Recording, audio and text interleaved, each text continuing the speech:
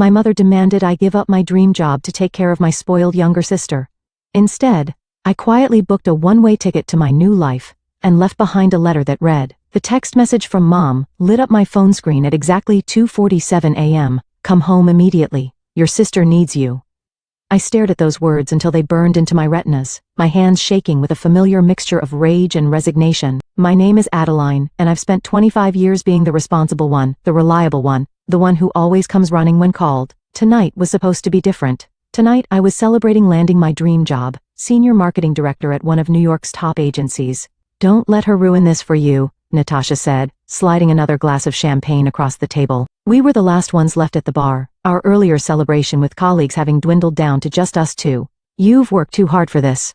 I took a long sip, letting the bubbles fizz against my tongue. You don't understand. Willow's probably having another crisis. Last time it was because she couldn't decide which luxury apartment to rent with Dad's money. Before that it was because her boyfriend dumped her for being too high maintenance.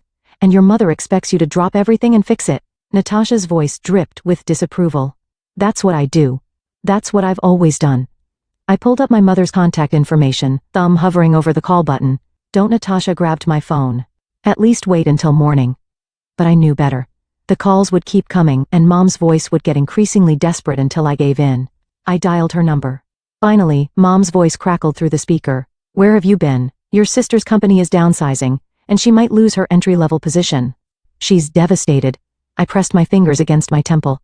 Mom, it's the middle of the night. What do you expect me to do about it right now? You need to come home and help her find a new job. And while you're at it, she needs help with her apartment hunting. The lease is up next month, and you know how overwhelmed she gets with paperwork. Mom, I can't. I just accepted a position in New York. I start in 3 weeks. The silence on the other end was deafening. When she spoke again, her voice was ice cold. You're choosing a job over your family. It's not just a job, Mom. It's my career, my future. I've worked years for this opportunity. Your sister needs you here. Family comes first, Adeline, always. She paused, and I could practically see her pursing her lips in disappointment. Besides, there are plenty of marketing jobs in Chicago. You can find something local. I caught Natasha's eye across the table. She was shaking her head vigorously. No, Mom, I'm not coming back, not this time. Then you leave me no choice. Mom's voice hardened. Either you come home and help your sister, or you can consider yourself no longer part of this family. The words hit me like a physical blow. Are you seriously giving me an ultimatum? I'm being realistic. Your father and I have supported you through college, helped you with your first apartment, and this is how you repay us. By abandoning your sister when she needs you most. I wanted to scream. To remind her that I'd worked 3 jobs through college while Willow got a free ride. That I'd paid back every penny they'd helped me with, while my sisters still lived off their credit cards at 22. Instead, I said quietly, I'll think about it, and hung up. Natasha reached across the table and squeezed my hand. You know what you have to do, right? I nodded slowly, a plan forming in my mind. I'm not going back, but I'm also not going to fight about it. What do you mean? I pulled out my laptop, the champagne forgotten. I'm booking a one-way ticket to New York for tomorrow. No arguments. No dramatic showdown. I'll leave them a letter explaining everything. Holy shit, Natasha whispered. You're really doing it. Watch me. My fingers flew across the keyboard as I booked the flight. 25 years of being the family doormat ends tonight. As I confirmed the purchase, my phone buzzed again. A text from Willow. Addie, please come home. I don't know what I'll do without you. For the first time in my life, I didn't respond. Instead, I opened a new document and began typing. Dear Mom, Dad, and Willow. The words flowed easily now, years of suppressed feelings finally finding their way onto the page. Tomorrow, they'd wake up to find me gone. Tomorrow, they'd finally have to face the consequences of their actions. Tomorrow, my new life would begin. But tonight, I had a letter to write. The sun hadn't risen yet when I finished the letter. My hands were trembling as I sealed the envelope. My entire life's frustrations condensed into 3 pages of brutal honesty. Read it, I told Natasha, who'd stayed with me through the night. Tell me if it's too harsh. She unfolded the pages and began reading aloud. Dear Mom, Dad, and Willow, by the time you read this, I'll be on my way to New York. I know this isn't how you wanted things to go, but I can't keep setting myself on fire to keep others warm. Mom, you've always said family comes first, but you never meant the whole family, just Willow. When I worked 3 jobs in college, you called me selfish for not having time to help her with her homework. When I got my first promotion, you dismissed it because Willow was having boy troubles that apparently needed my immediate attention. Dad, your silence has been just as damaging as Mom's demands. You watched me struggle, watched me sacrifice everything for Willow, and never once stood up for me. Your passive acceptance of this dynamic made you complicit. And Willow, I love you, but you're 22 years old. It's time to grow up. Your problems aren't emergencies that require everyone else to drop their lives. Your inability to handle basic adult responsibilities isn't cute anymore. It's exhausting. I'm not doing this to hurt any of you. I'm doing this because for the first time in my life, I'm choosing myself. I've accepted the position in New York. I've signed a lease on an apartment. I'm starting fresh. Don't try to guilt me into coming back. Don't try to manipulate me with threats of cutting me off. I've been independent since I was 18. Nothing will change except that I'll finally be free to live my own life. If you want to have a relationship with me moving forward, it needs to be on equal terms. No more expectations that I'll drop everything for Willow. No more guilt trips, no more ultimatums. I hope someday you'll understand. Love, Adeline. Natasha looked up from the letter, her eyes wide. Holy shit, Adeline, this is perfect. I zipped up my suitcase already packed with the essentials. Everything else would be shipped later. You don't think it's too much? It's exactly enough. She helped me carry my bags to her car. Are you sure you don't want me to drive you to the airport? No. I'll take an Uber. You've done more than enough staying up with me all night. The drive to my parents' house was surreal in the pre-dawn darkness. Natasha pulled up a block away, keeping the headlights off. I slipped out with the letter in hand. Our family home looked peaceful, almost mockingly so. The garden Mom meticulously maintained, the porch swing where Willow spent hours on her phone, Dad's perfectly washed car in the driveway. Everything exactly as it had always been. I placed the letter on the kitchen counter where Mom would find it during her morning coffee routine. My hand lingered on the envelope for a moment before I forced myself to turn away. My phone vibrated. Another text from Willow. Addie, why aren't you answering? Mom's really upset. I switched off my phone. The Uber was waiting when I returned to Natasha's car. She hugged me tight, whispering, "You're doing the right thing. Call me when you land." At the airport, everything moved in a blur. Security, coffee, waiting at the gate. It wasn't until I was buckled into my seat that reality hit me full force. Would you like something to drink? The flight attendant's voice snapped me back to the present. Water, please. My voice sounded strange to my own ears. As the plane took off, I imagined Mom finding the letter. She'd be angry first, then hurt. Then would immediately call Willow to comfort her. Dad would read it silently, perhaps feeling a twinge of guilt, but ultimately deferring to Mom's reaction. And Willow, I pictured her face crumpling as she realized her safety net was gone. Part of me ached for her, but a stronger part felt an overwhelming sense of relief. The city disappeared beneath the clouds, and with it, 25 years of being everyone's emotional support system. My phone stayed off in my bag, collecting missed calls and angry texts I wasn't ready to face. First time going to New York? The elderly woman next to me asked kindly. No, I replied, managing a small smile. But it is my first time going there to stay. As the sun finally broke over the horizon, painting the clouds in brilliant oranges and pinks, I felt something I hadn't experienced in years, hope. Whatever happened next, whatever storm I just unleashed, at least I was finally steering my own ship. The letter was written. The die was cast. There was no going back now. New York hit me like a wall of sound and color. 3 weeks into my new life, and I still couldn't believe I'd actually done it. My tiny studio apartment in Brooklyn was a far cry from my spacious room back home, but every square inch was mine, earned with my own money, decorated to my own taste, and blessedly free of family drama. Adeline? Miguel, my new boss, poked his head into my office. Got a minute? I quickly minimized my email. 37 unread messages from Mom, 12 from Dad, and 63 from Willow. Of course, Miguel's office had a view of Manhattan that still took my breath away. He gestured for me to sit. The Johnson campaign presentation was fantastic. The client loved your fresh perspective. Thank you. But, he held up a hand. You seem distracted. Everything okay? I hesitated. Miguel had been nothing but supportive since I'd started, but I kept my personal life private at work, just adjusting to the city and avoiding calls from Chicago. He smiled knowingly. Your phone's been buzzing through meetings all week. Is it that obvious? Only to someone who did the same thing 20 years ago. He leaned back in his chair, left Puerto Rico against my family's wishes. They didn't speak to me for 2 years. How did you handle it? By remembering why I left. Speaking of which, he slid a file across his desk. We're pitching to Nike next week. Want to lead? My heart jumped. Are you serious? That's huge. You've earned it. He gestured at my phone, which was buzzing again. Deal with whatever that is. Clear your head. Back in my office, I finally turned on my phone sound. Immediately, a voicemail from Willow played. Addie, please. Her voice was thick with tears. I lost my job. They said I missed too many deadlines. Mom's making me move back home, but I can't. I can't go backward like this. I need your help. Please call me back. I pressed delete, but my hand was shaking. Another voicemail started. Adeline Gibson, Mom's voice was sharp. Your sister is falling apart, and you're playing career woman in New York. How dare you abandon your family like this? That letter was cruel and selfish. Call me back immediately. Delete. My phone rang. Natasha's face popped up on screen. Finally, a call I wanted to take. Your sister just showed up at my apartment, she said without preamble. What? Why? Looking for you, obviously. She's a mess, Adeline. Mascara everywhere, wearing pajama pants in public. She got fired for real this time. I sank into my chair. Not my problem anymore.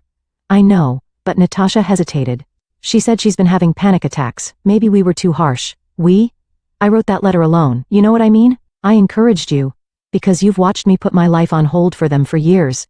I was almost shouting now. Did she mention why she got fired? The missed deadlines? The constant drama? No. But then let me tell you what happened. She spent more time on Instagram than working. She called in sick whenever she had a bad date. She expected everyone else to cover for her, just like she expected me to fix everything else in her life. A knock at my door made me jump. Miguel stood there, concern etched on his face. I lowered my voice. I have to go, Natasha. Just don't let her guilt you into giving her my address. What about your dad? She asked quickly. He's been asking about you too. Dad had 25 years to stand up for me. His guilt is not my responsibility either. I hung up and turned to Miguel. I'm sorry about that. He sat down across from me. You know, when I left home, I thought I was just running away. Took me years to realize I was actually running towards something better. Did your family ever understand? Eventually, but only after I stopped trying to make them understand. He tapped the Nike file. Sometimes the best revenge is success. My phone buzzed again. A text from Willow. Found out you're working at Marshall and Brooks. Guess family means nothing compared to a corner office. I showed Miguel the message. She's trying to track me down. Want my advice? Focus on the Nike pitch. Pour everything into it. Success is the best boundary. It shows them you're thriving without them. I straightened my spine. You're right. Can I see the brief again? As I immersed myself in work, my phone kept buzzing with messages from home. But for the first time, the guilt was overshadowed by something stronger, determination. Let them panic. Let them feel what it's like to handle their own problems. I had a presentation to nail. The Nike pitch was a success, but I barely had time to celebrate before Natasha's urgent call came through. Your mom showed up at my workplace today, she said, her voice tight with anxiety. She's getting desperate, Adeline. I was walking home from the subway, the city's evening buzz surrounding me. What did she want? What do you think? She's trying to guilt me into revealing your address. But that's not the worst part. Natasha paused. Willow's really spiraling. She totaled her car last week. I stopped walking. What? Was she hurt? No. Just her pride. And Dad's credit card. She was texting while driving. But here's the thing. Your parents refused to buy her a new one. Seriously. I leaned against a building processing this. Mom and Dad actually said no to Willow. Apparently, they can't afford it. Your dad's business isn't doing well. And with Willow moving back home, my phone beeped. Another incoming call. Mom, I have to go, Natasha. Thanks for letting me know. I answered Mom's call, bracing myself. Hello? Finally. Her voice was different, less commanding, more strained. Adeline, we need to talk about what you've done to this family. What I've done? I laughed incredulously. I made a career choice, Mom. I'm not the one who gave ultimatums. Your sister is falling apart. She's had to move back home. She can't find a job, and now she's having anxiety attacks. Is that what you wanted? I clutched my phone tighter. What I wanted was to live my own life without being Willow's permanent backup plan. She's your sister, and I'm your daughter. My voice echoed off the buildings, turning heads of passing strangers. But you never worried about my anxiety, did you? When I was working 3 jobs in college, when I had to cancel my own plans constantly to rescue Willow. A long silence followed. When Mom spoke again, her voice was quieter. We need you to come home just for a little while. Help her get back on her feet. No. Adeline, please, your father's business is struggling. We can't support her like we used to. So now that you can't enable her anymore, you want me to step in? I started walking again, faster now. That's not happening, Mom. You're being selfish. No. I'm being successful. I just landed the biggest account of my career. I have my own place, my own life. For the first time, I'm putting myself first, and it's working. Another silence. Then, your father wants to speak with you. Dad's voice came through, hesitant as always. Princess, we miss you. My steps faltered. Dad hadn't called me princess since I was little. Dad, I know we messed up. I know I should have done more, said more. Then why didn't you? It was easier not to rock the boat, but seeing what it's done to you, to all of us. He sighed heavily. Willow needs to learn to stand on her own feet. We see that now, but she doesn't know how. That's not my responsibility. No, it's ours. We failed both of you in different ways. His voice cracked. Just don't cut us off completely. Please. I reached my apartment building, fumbling for my keys. I need time, Dad. Space to build my own life without feeling guilty about it. I understand. But, Adeline. Yes? I'm proud of you for being strong enough to leave, for succeeding. I should have said that years ago. Tears pricked at my eyes. Thanks, Dad. After hanging up, I sat on my building stoop, letting the city noise wash over me. My phone buzzed with a text from Willow. Everyone's mad at me, and it's all your fault. I hate you. Minutes later, another. I'm sorry, I don't hate you. I just don't know how to do this without you. I started typing, deleted it, started again. Finally, you'll figure it out. You're stronger than you think. Then I turned off my phone and went upstairs to my apartment. On my desk, the Nike contract sat waiting for my signature, my first major client as lead director. Next to it was a framed photo Natasha had taken the night before I left, my face glowing with determination and champagne. That girl in the photo had been terrified, but did it anyway. She deserved my focus now, not the endless drama back home. My laptop pinged with an email from Miguel. Nike loves your ideas. Dinner tomorrow to celebrate. I smiled and replied, yes. Let Willow figure out her own life for once. Let Mom and Dad deal with the consequences of their choices. I had a celebration to plan. The knock on my apartment door came at 11 p.m. on a Tuesday. I wasn't expecting anyone, and my heart nearly stopped when I looked through the peephole. Willow stood there, mascara streaked down her face, clutching a designer suitcase that probably cost more than my rent. I know you're in there, she called out. Your light's on. I took a deep breath and opened the door. How did you find my address? I called every real estate agent in Brooklyn until I found one who remembered you. She pushed past me into the apartment. Nice place, kind of small though. What are you doing here, Willow? She dropped her suitcase with a thud. Mom and Dad are being impossible. They froze in my credit cards. They're making me apply for jobs, and Dad actually suggested I take a barista position. Me? A barista? I crossed my arms. The horror. Don't be sarcastic. This is serious. She collapsed onto my couch. I thought maybe I could stay with you for a while, just until I figure things out. Absolutely not. Come on, Addie. We're sisters. Yes, we are. Which is exactly why you can't stay here. I remain standing, maintaining distance. This is what you always do, Willow. You create chaos, then expect everyone else to fix it. That's not fair. No? What about my college graduation? You had a crisis because your boyfriend didn't like your dress, and Mom made me skip the ceremony to take you shopping. I was young then. You were 19. I worked my ass off for that degree, and I didn't even get to walk across the stage because you needed attention. Willow's lower lip trembled. Why are you being so mean? I'm not being mean. I'm being honest. I sat in the chair opposite her. Do you know what I was doing when Mom called that night demanding I come home to help you? She shook her head.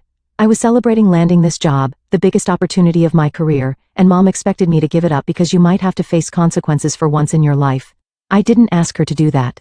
No, you never explicitly ask Willow, you just cry and panic until someone fixes everything for you. She stood up abruptly, pacing my small living room. So what am I supposed to do? Live with Mom and Dad forever? Work as a barista? You're supposed to grow up. Get a job, any job. Learn to manage your money. Stop expecting other people to solve your problems. Easy for you to say. You've always been the perfect one, the responsible one. Because I had to be. My voice rose. Do you think I wanted to work 3 jobs in college? To miss out on parties and dating because I was too busy being your backup plan? Willow stopped pacing, her face crumpling. I didn't realize. No, you didn't. Because you never had to think about anyone but yourself. My phone buzzed. A text from Miguel about tomorrow's meeting. The real world, my new life, calling. You need to leave, I said firmly. Go home, Willow. Face your problems head on for once. Mom was right, she whispered. You've changed. You're cold now. No, I'm just done being everyone's safety net. I walked to the door and opened it. You can stay in a hotel tonight if you want, but you're not staying here. She grabbed her suitcase, tears flowing freely now.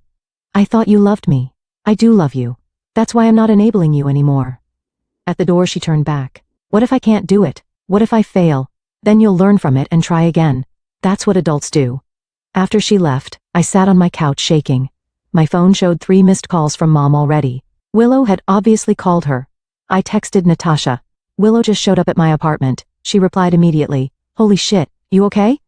Yeah, send her away. Feel like a monster. You're not a monster. You're teaching her the lesson your parents never did. I looked around my apartment, small but mine, paid for with my own money, decorated with my own taste. On my desk, the Nike contract sat next to a stack of other projects. My new life, built on my own terms. My phone rang again. Mom.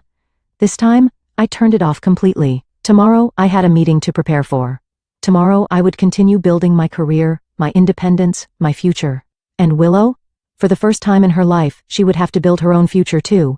Maybe that was the greatest gift I could give her, even if she couldn't see it yet. 2 months after Willow's surprise visit, Natasha's weekly update call brought unexpected news.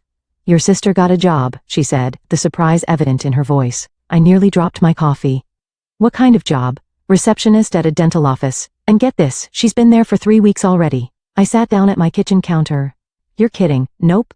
Your mom's been complaining to everyone that it's beneath Willow, but your sister's actually showing up every day on time. Wow. I struggled to process this information. How do you know all this? I ran into her at Starbucks. She was on her lunch break, wearing scrubs and everything. She seemed different, more grounded. My phone beeped with another call. Miguel. I have to go, Natasha. Work call. Adeline. Miguel's voice was serious. Can you come to the office now? 20 minutes later, I sat in his office staring at him in disbelief. Paris? The Nike campaign was so successful, they want us to handle their European launch. 3 months in Paris leading the team. He leaned forward. It's a huge opportunity. When? Next week. I know it's sudden, but my phone lit up with a text from Dad. Please call. Emergency. I ignored it. I'll do it. You sure? It's a big move, even temporarily. Another text from Dad. It's about my health, need to talk. My hand froze over the phone. Miguel noticed. Everything okay? I don't know. Can I have an hour? Outside Miguel's office, I called Dad. Princess. His voice was weak. I had a heart attack yesterday. The world tilted sideways. What? Why didn't anyone call me sooner? Your mother wanted to, but I asked her to wait until I could talk to you myself. He paused for breath. It was a mild one. I'm okay, but there's more. What do you mean? The business? I've been struggling for months. The stress? Well, the doctors say I need to step back. Dad, Willow's been amazing actually. He gave a weak laugh. She's been helping with paperwork, learning the business basics. She wants to try running things while I recover. I sat down hard on a nearby chair. Willow, running the business. She's changed, Adeline. This wake-up call, losing you, it forced her to grow up. Another pause. Your mother's struggling to accept it, but Willow's really stepping up. My throat tightened. Do you need me to come home? No, Princess. That's why I waited to call. I didn't want you dropping everything and rushing back. We're managing. He coughed slightly. Willow insisted on handling things herself, said it was time she took responsibility. I wiped away unexpected tears. Who are you, and what have you done with my family? He chuckled, then grew serious. We failed you for so long, Adeline. Letting you carry everything, making you responsible for everyone else's happiness. I see that now. Dad, no, let me finish. You're leaving. It forced us all to change. Your mother's still adjusting, but she's trying. And Willow, he sounded proud. She's becoming the person she could have been all along if we hadn't babied her so much. Miguel appeared in the doorway tapping his watch. Dad, I have to go. I'm in the middle of something at work, but I'll call tonight. Okay? Of course. Go be successful. We're okay here? I walked back into Miguel's office, my mind spinning. Everything all right? He asked. My dad had a heart attack. Jesus. Look, forget Paris. Family comes first. No. I straightened up. My sister's handling it, and for the first time in my life I actually believe she can. You sure? I thought about Willow in scrubs, showing up to work every day. Willow learning the family business. Willow finally growing up. Yes, I'm sure. I picked up the Paris contract. Where do I sign? That night, I called Natasha to tell her about Paris. She squealed with excitement, then turned serious. Your mom called me today, about your dad. I know about the heart attack. No, not that. She wanted me to tell you she's sorry. Actually, use those words. I sat in silence, letting that sink in. She said she's been seeing a therapist, working on her control issues. Natasha paused. People can change, Adeline. Yeah, I said softly, looking at my packed suitcase for Paris.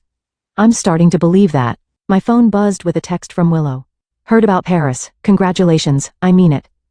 For the first time since I'd left, I felt something shift, not forgiveness exactly, but possibility. Maybe we all needed to find our own paths to grow up. Paris was everything I'd dreamed of, and more. But Dad's second heart attack brought me home after just 6 weeks. Standing outside his hospital room, I barely recognized my sister in her business attire, typing furiously on her laptop. The insurance company is being difficult, Willow said without looking up, but I've got it handled. When was the last time you slept? She finally met my eyes, dark circles evident under her makeup. Tuesday maybe. I'm trying to run the business, deal with insurance and coordinate with Dad's doctors. She's not coping well. Where is she? Cafeteria. She stress bakes now. The nurses are getting tired of her muffins. I sat beside her. How bad is it? The doctors say he needs bypass surgery. Triple bypass. Her voice cracked slightly. The business is struggling, and our insurance has a massive deductible. I've been going through the books, trying to figure something out. I can help with the medical bills, I offered. No. Willow's response was immediate. You've got your life in Paris. I've got this. Willow, I mean it, Addie. I'm not that helpless girl anymore. She showed me her laptop screen. Look, I've already restructured some of Dad's business loans, found ways to cut costs without laying anyone off. I just need to figure out the insurance situation. Mom appeared with a basket of muffins, stopping short when she saw me. Adeline, you're here. Of course I'm here. She set down the muffins and hugged me awkwardly. I didn't think with your important Paris job. It's Dad, I said simply. Tears filled her eyes. I'm sorry for everything. I know it's too late, but Mom, Willow interrupted. The doctor's here. The surgeon explained the procedure, risks, and recovery time. Mom started crying again. Willow took notes on her laptop. I watched them both, feeling like I'd stepped into an alternate universe. The surgery is scheduled for tomorrow morning, the doctor concluded. Any questions? The insurance, Willow began, is approved, a familiar voice said behind us. We turned to see Miguel standing there, looking out of place in his designer suit. What are you doing here? I asked. Handling the insurance situation. He handed Willow some papers. The company's international health coverage extends to immediate family of employees on overseas assignments. I had them backdated to when you accepted the Paris position. Willow scanned the documents, her hands shaking. This covers everything. The surgery, the recovery, all of it. Miguel, I started, but he held up his hand. The Paris team can handle things for a few more weeks. Take care of your family. After he left, Mom turned to me. He seems nice. He's my boss, Mom. A boss who flew from Paris to help with your father's insurance. She raised an eyebrow. People don't do that for just employees. Can we focus? Willow was back to her laptop. We need to prepare for Dad's recovery. He'll need care at home, physical therapy. I'll handle that, Mom said quietly. I've been talking to someone, a therapist, learning to be more present, less controlling. Mom's actually cooking now, Willow added. Real food, not just stress baking. And you, I asked Willow, how are you really doing with all this? She closed her laptop, terrified, overwhelmed but also capable. For the first time in my life I know I can handle things, even if they're hard, even if I'm scared. Your sister's become quite the businesswoman, Mom said proudly. She reminds me of you sometimes. No. Willow shook her head. I'm not trying to be Adeline anymore. I'm trying to be me, just a better version. Dad was awake when we entered his room. My girls, he smiled weakly. All three of you together. The surgery's approved, Willow told him. Everything's arranged. Never doubted you for a minute, sweetheart. He turned to me. Paris treating you well. It can wait, I said. Family comes first. Mom flinched at her own words being turned around, but Dad just smiled. No, princess. Family comes first doesn't mean sacrificing yourself. It means supporting each other while everyone grows. He squeezed my hand. Go back to Paris after the surgery. We've got this covered. Looking at Willow's quiet confidence, Mom's softened edges, and Dad's proud smile, I realized he was right. This wasn't the family I'd fled from months ago. We'd all changed, grown, learned to stand on our own and support each other in healthier ways. Okay, I agreed, but I'm staying until you're recovered from surgery. Deal, Willow said. Now, let's talk about your marketing expertise. The business could use some fresh ideas. We spent the night planning, talking, and actually listening to each other. It wasn't perfect, but it was progress, and sometimes, that's enough. Welcome to Gibson and Gibson Marketing. Willow greeted me at the door of Dad's renovated office building. What do you think? I stared at the modern glass entrance, the sleek new logo, and the bustling employees visible through the windows. I barely recognize it. Wait until you see inside. She led me through, proudly pointing out changes. We've doubled our client base since implementing your marketing strategies. Dad mostly works from home now, but he comes in for the big meetings. And Mom started her own catering business. Turns out all that stress baking had a silver lining. Willow laughed. She's actually really good at it. In the main conference room, Dad sat at the head of the table, looking healthier than I'd seen him in years. There's my Paris director. Not anymore, I corrected, hugging him. New York's home base now, Paris is just a quarterly visit. Speaking of New York, Willow pulled out a folder. I have a proposal for you. Oh, we want to open a New York branch. Dad and I talked about it, and she took a deep breath. We'd like you to run it. I blinked. What? As an equal partner, Dad added, your sister's ideas and your marketing expertise, you'd be unstoppable. I already have a job. Miguel thought you might say that. Willow smiled knowingly. Miguel, who do you think approached us about a potential merger? Dad's eyes twinkled. Marshall and Brooks's New York office, merging with Gibson and Gibson. You'd head the combined operation. I sat down hard. You've been talking to Miguel for months. Willow sat beside me. Look, I know our history is complicated, but we're not the same people anymore. I'm not asking you to save me or fix anything. I'm asking you to be my partner. Equal stakes, equal responsibility. What about Mom? Won't she expect Mom's too busy with her catering company to interfere? Dad chuckled. Though she does insist on providing food for all our client meetings. My phone buzzed. Miguel, have they shown you the proposal yet? You knew about this? I texted back. Who do you think suggested it? You've outgrown being just an employee. Time to build something of your own. Willow watched me nervously. I know it's a lot to consider. Show me the numbers, I interrupted. Her face lit up as she pulled out spreadsheets and projections. We spent hours going through them, debating strategies, building on each other's ideas. This wasn't the old dynamic of me fixing her problems. This was true collaboration. One condition, I said finally, name it. We keep the offices separate. I run New York. You run Chicago. We coordinate but maintain independence. Already planned for that. She pulled out another document. Draft partnership agreement. Completely equal.